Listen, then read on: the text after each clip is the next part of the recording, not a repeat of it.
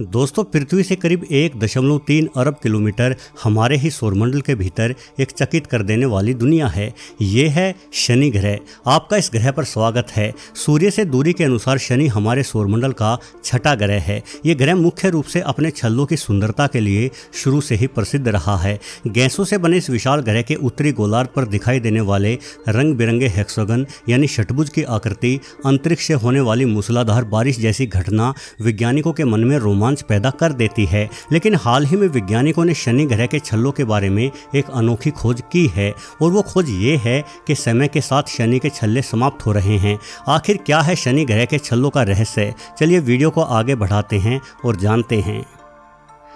दोस्तों, शुरुआत में सबसे पहले शनि ग्रह के छल्लों की खोज गैलीलियो गैलीली द्वारा की गई थी। गैलीलियो ने इन छल्लों को देखकर कहा था कि वाह, इस ग्रह के पास तो कान भी हैं। किंतु जैसे जैसे हमारी वैज्ञानिक तकनीकों ने उन्नति की, हम इन छल्लों को न सिर्फ बेहद साफ देख पाए, बल्कि हमने शनि ग्रह और इसके छल्लों के बारे में अनेकों विस्तृत जानकारियां एकत्र की। वर्ष 1979 में शनि के सबसे पास की तस्वीर पायनियर 11 स्पेस प्रोब ने दी थी और जब 2004 में कैसिनी स्पेस प्रोब शनि के पास से गुजरा तो इस प्रोब की शानदार तस्वीरों ने शनि के छल्लों का राज खोलना शुरू किया। शनि ग्रह हमारे सौरमंडल का दूसरा सबसे विशाल ग्रह है। इस ग्रह का कोर इस ग्रह के रेडियस का आधा है। जहां तक बात शनि ग्रह के आकार की है तो इस ग्रह में करीब 764 पृथ्वियां समा सकती है, किंतु वजन के मामले में शनि पृथ्वी से मात्र 20 गुना ही भारी है। इस हिसाब से देखा जाए तो शनि ग्रह एक हल्का ग्रह है। यदि आपके पास कोई पानी का विशालकाय तालाब हो और अगर आप शनि ग्रह को उस तालाब में रखते हैं तो हल्का होने के कारण ये ग्रह पानी में डूबेगा नहीं बल्कि तैरने लगेगा, क्योंकि शनि ग्रह का घनत्व 0.687 ग्राम प्रति क्यूबिक सेंटीमीटर ही है। वहीं पानी का घनत्व 1 ग्राम प्रति क्यूबिक सेंटीमीटर होता है। शनि हमारे पूरे सौरमंडल का सबसे कम घनत्व वाला ग्रह है। साथ ही ये ग्रह अपनी धुरी पर इतनी तेज घूमता है कि इसके ऊपर और नीचे के ध्रुवों की सतह पिचक जाती है और भूमध्य रेखा पर उभार आ जाता है, जिस वजह से शनि अन्य सभी ग्रहों की तुलना में ध्रुवों की ओर से समतल नजर आता है। शनि के छल्ले इस ग्रह से 1,75,000 मील यानी लगभग 2,82,000 किलोमीटर तक फैले हुए हैं। पृथ्वी से देखने पर ये छल्ले पीले और सुनहरे रंग के नजर आते हैं, जिसके पीछे का कारण शनि ग्रह के घूमने की तेज गति ही है। शनि ग्रह अपनी धुरी पर एक चक्कर सिर्फ 10 घंटे और 50 मिनट में लगा लेता है। घूमने की इस तेज गति की वजह से इस ग्रह के ऊपरी वायुमंडल में 1800 किलोमीटर प्रति घंटे की भीषण रफ्तार से हवाएं चलती हैं। परंतु सबसे हैरान कर देने वाली बात जो शनि ग्रह की है वो है शनि ग्रह के उत्तरी गोलार्ध में दिखाई देने वाली विशाल हेक्सागन आकृति, जिसे हिंदी में षटभुज कहा जाता है। यह षटभुज लगभग 20,000 किलोमीटर की दूरी तक फैला हुआ है।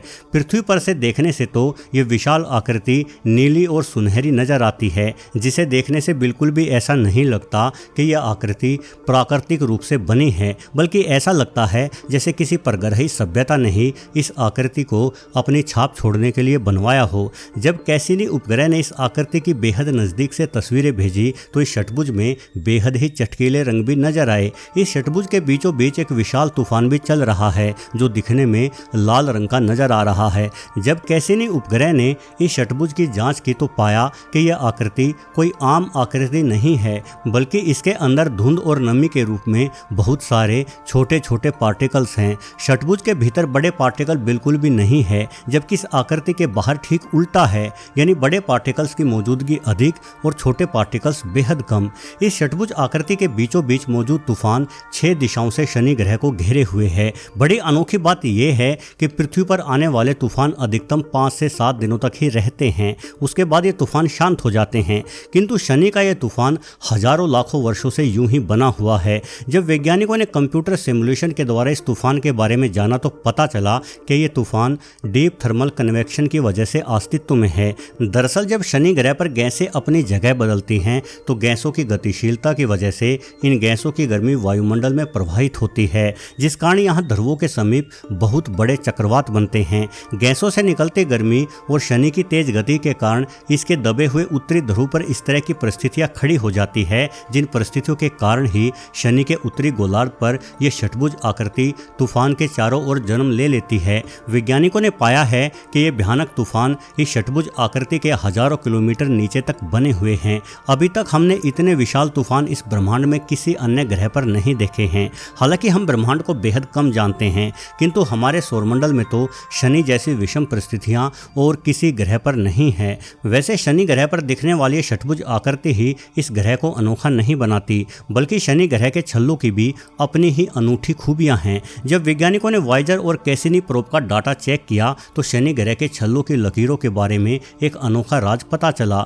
दरअसल जब शनि ग्रह के छल्लों की लकीरों को हम ऊपर से देखते हैं तो वो लकीरें काली नजर आती हैं, जबकि नीचे से दिखने पर ये सफ़ेद और चमकीली दिखाई पड़ती हैं। ऐसा क्यों होता है, इस बाबत वैज्ञानिक अभी तक पता नहीं लगा पाए हैं, परंतु कुछ वैज्ञानिकों के अनुसार लकीरों के रंग का ये अंतर ऊपर या नीचे से देखने पर नहीं, अपितु शनि ग्रह के मौसम की वजह से बदलता है। जिस तरह से हमारी पृथ्वी पर 4 मौसम होते हैं, उसी प्रकार से शनि ग्रह पर भी 4 मौसम होते हैं।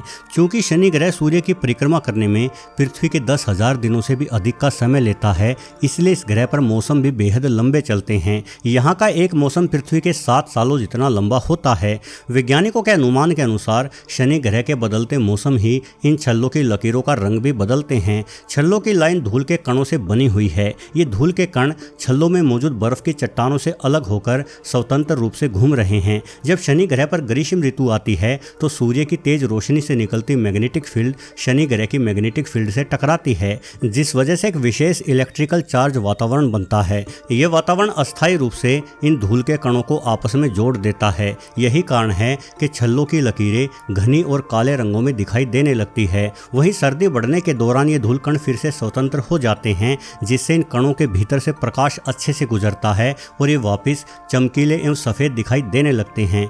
दोस्तों, जिस क्रम में शनि ग्रह के छल्लों की खोज हुई है, उसी क्रम में वैज्ञानिकों ने इन छल्लों का नाम ए से जी तक रखा हुआ है। शनि ग्रह के इक्वेटर से 7,000 किलोमीटर की दूरी तय करने पर इन छल्लों की शुरुआत हो जाती है। शनि ग्रह का सबसे अंतिम छल्ला ई है। यदि आप इस छल्ले के किनारे वाली सतह पर एक सड़क बनाएंगे तो वो सड़क करीब 4,20,000 किलोमीटर लंबी होगी। वैसे शनि ग्रह के सभी छल्ले ऊपर से देखने पर समतल ही नजर आते हैं। कई स्थानों पर इन छल्लों की गहराई 1 किलोमीटर तक है, तो कई स्थानों पर ये छल्ले मात्र 10 मीटर की ही गहराई रखते हैं। ये छल्ले बर्फ और चट्टानों से बने हैं। इनमें से कुछ चट्टान धूल के कणों के समान है तो कुछ पर्वतों जितनी विशाल भी है। इन छल्लों का कक्षीय वेग जहां इन्हें बाहर की ओर धकेलता है, वहीं शनि का गुरुत्वाकर्षण बल इन छल्लों को अंदर की ओर खींचता है, जिस वजह से ये छल्ले संतुलित बने हुए हैं। हमारे पूरे सौरमंडल में अन्य सभी ग्रहों की तुलना में शनि के पास सबसे अधिक चंद्रमा भी हैं। अब तक शनि के 146 ज्ञात चंद्रमा खोजे जा चुके हैं।